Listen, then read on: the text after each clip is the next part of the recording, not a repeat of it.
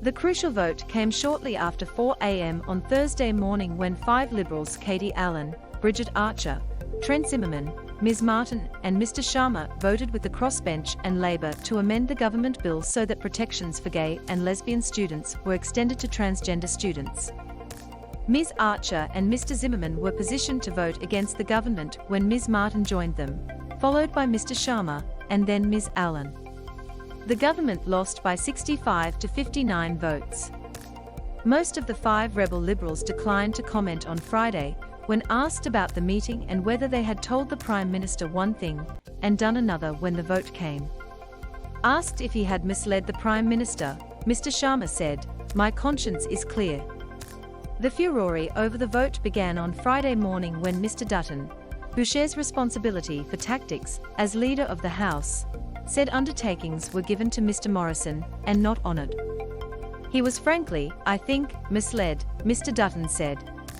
Mr Ench did not identify individuals, but said Mr Morrison set out a range of options to the group including an alternative approach if MPs crossed the floor, without any pressure, and without any instruction to MPs on what they had to do. He was not the villain on this one, Mr Ench said. He was courteous, he was not threatening. Take it from me, he was absolutely ambushed. I was gobsmacked. I was absolutely furious. He just needed an honest response on what people were thinking. I really feel for him on this one.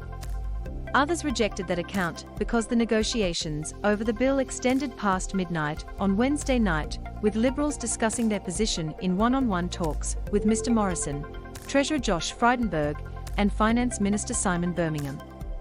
Loading, they said Ms Martin did not speak and Mr Sharma did not make any assurance about his vote during the 10 p.m. meeting with the Prime Minister. The meeting ended because other MPs, such as Ms Allen, could not attend. The deep concerns about the bills among moderate Liberals were widely known after months of media coverage.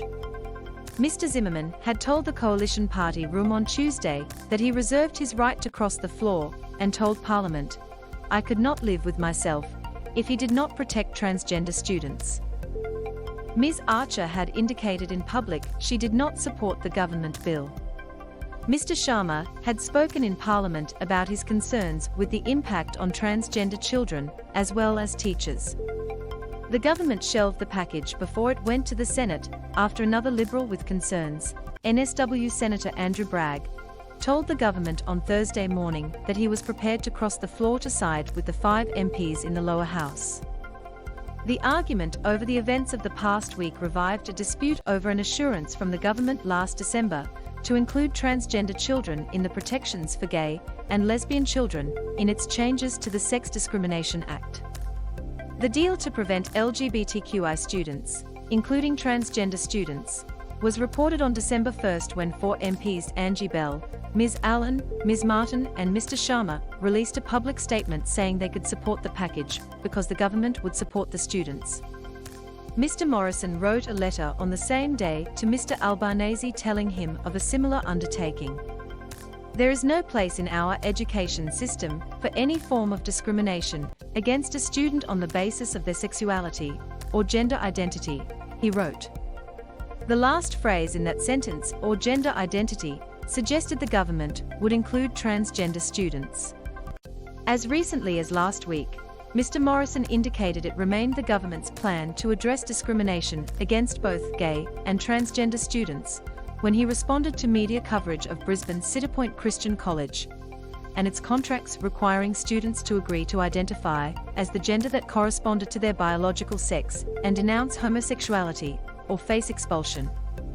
Loading in an interview on Brisbane Radio on February 3, where he opposed the school's decision, Mr Morrison said, "We will have an amendment which will deal with that to ensure that the kids cannot be discriminated against on that basis."